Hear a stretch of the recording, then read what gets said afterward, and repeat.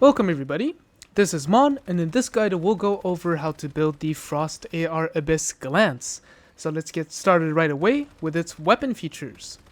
So hitting enemies 14 times triggers Frost Vortex, and the weak spot hits count as 2 hits for that counter. Now really quickly, what is Frost Vortex? Frost Vortex is an elemental AoE dot that deals 30% psi intensity of damage to enemies within a 4.5 meters radius for 4 seconds. Up to 2 Frost Vortexes can exist at any time by default. That damage counts as Frost Element, cannot crit, cannot strike weak spot, and will not decay with distance. Then, coming back to the weapon features, the closer to the center of the Frost Vortex, the higher the Frost Vortex damage, up to 250%, and this feature is the bread and butter of this weapon, since 250% is a multiplier you will rarely see. And lastly, the gun benefits from 30% elemental frost damage by default. Okay, so now it should be pretty clear that this is an elemental oriented gun. So moving on to the calibration, you're going to want to run rapid shot style to increase your DPS and to increase your Frost Vortex spawn frequency since they spawn based off of hits for this weapon. Then, as substats, you're going to want to run double elemental damage bonuses. Moving on to the accessories, I'm using the large break, the compact reflex sight, and the tactical laser sight to max out my accuracy. Moving on to the key gear, you have two options, the Stealth Walker Wrap and the Frost Tactical Vest. So the Frost Tactical Vest generates ice spikes that deal frost damage of 100% psi intensity, while the Covert Walker Shirt pulls enemies within 1.5 times the Vortex's range, which synergizes well with the Abyss's third weapon feature. But pretty much, if you're just clearing POIs, or if enemies in whatever you're clearing are often scattered around, then I'd recommend using the Stealth Walker Wrap. But if not, let's say the final boss doesn't move around a lot, then I'd recommend using the Frost Tactical Vest for the extra damage. Although in any case, the damage difference between both key gears don't differ that much. Moving on to the gear sets, if you are in a Way of Winter server, then you're going to want to run 4-piece Blackstone and manipulate temperature with WoW exclusive items to gain the most amount of elemental damage by crafting it with either the hot rock ore or the cold crystal ore. And with that, you're going to take a one piece of your choice that has the most amount of stars so you can have as much psi intensity as possible. Now, if you're not in a Way of Winter server, then you're going to want to run 3 set Treacherous Tides to make use of the 50% status damage bonus that it can give. So let me show it to you here. So at this much sanity decrease, I am already sitting at 50% status damage bonus given by the 3-piece Treacherous Tides. And the trick to keep this blue bar, so this sanity decrease, is by eating oranges, which decreases your sanity by 100 points per orange eaten. And it's about like 7 oranges to reach the maximum amount of buff. Now, of course, do make sure to not drink or eat anything that has the clear-headed effect, which, well, provides a sanity restoring bonus. And then for the 2-piece, you're either going to want to run Shelter 2-piece, which will give you a flat 8% elemental damage bonus, or 2-piece Blackstone for up to 10% elemental damage bonus. Moving on to the Cradle perks, I'm currently in a Lunar server, so I'll go over those.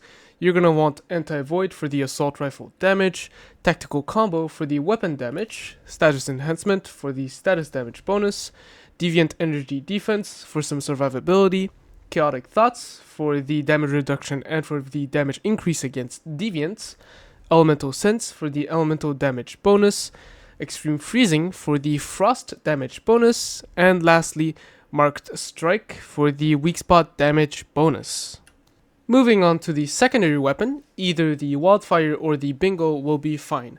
They're really just used for the damage amplification buffs given by their bullseye effect.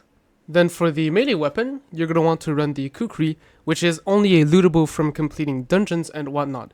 But pretty much when you defeat an enemy with a heavy strike, you will get 20% psi intensity, which is a really important buff. And here the trick to it is you don't actually need to kill an enemy with a heavy strike, you can just do it on an ice cube given by the ice spot deviation. So for instance, I'm just going to spawn the ice cube, I'm currently at 908 psi intensity, I'm going to heavy strike this thing, destroy it, and now I am at 1089 psi intensity. Moving on to the food buffs, starting with the food slot, you're going to want to run the mixed fried hot dog for the 20% damage bonus against marked enemies. Now, as a weaker alternative, and if you're bossing, you could use the bone-in deviated sausage for a smaller percentage buff. However, if you are not marking targets and, say, Lunar Oracle is going on, feel free to run the roulette dumplings or the surprise spring rolls. Then for your drinks, if you want to deal more damage, run the whimsical drink for the status damage bonus, and if not, then feel free to pick any movement drink of your choice. Moving on to the suffix and substats priority, so for the gun and mask, you're going to want to run keyword suffix, being frost vortex here. And as linked substat, you're going to want to have frost damage bonus, and then you're going to want to have 2 damage bonuses against X type as general substats, with rolls focused on only one type. Of course, you might get a mod that has 2 linked substats, and in that case, avoid frost vortex trigger chance, because this weapon doesn't spawn its frost vortex based on chance, it's based on hits. Then moving over to the helmet and top, you're going to want to run lunar suffix because its multipliers stack way higher than your talent suffixes, so you're going to want elemental, status, and 1 damage bonus against X type. And on screen right now, you should see how much damage bonus you're getting based on the HP that you're sitting at. Then moving on to everything else, you're going to want to run talent suffix with status damage bonus as linked substat and 2 damage bonuses against X type. But then of course, if you're lucky, you might get a mod with only 1 general substat, with the other replaced by either magazine capacity or reload speed bonus. Moving to the mods, starting with the gun, you will want to run Vortex Multiplier, which increases the maximum amount of existing frost vortexes by 1, and increases their damage by 10%. You shouldn't use Frosty Blessing since it heals you and it goes against using lunar suffix mods for your top and for your helmet. Then as for Cryoblast, it's more of an option for crowd control since its 4% vulnerability doesn't provide more damage than Vortex Multiplier. Then lastly, for Shattering Ice, it says that when an enemy at the center of the frost vortex is defeated, deal 50% psi intensity ice damage to enemies within 1 meters once. Now, you wouldn't really want to run that mod either, since usually the enemies die easily already without this mod's effect. For the helmet, you're going to want to run Deviation Expert to give you 20% status damage bonus and 10% fire rate. The range decrease isn't really important, since most of your damage will come from Frost Vortex anyway. Then for the mask, you're going to want to run Obliteration for the Frost Vortex final damage bonus up to 45%. Now you're not going to want to run the other Frost Vortex option, which would be Frost Construct, because it only buffs ice spikes for this weapon, along with the second part.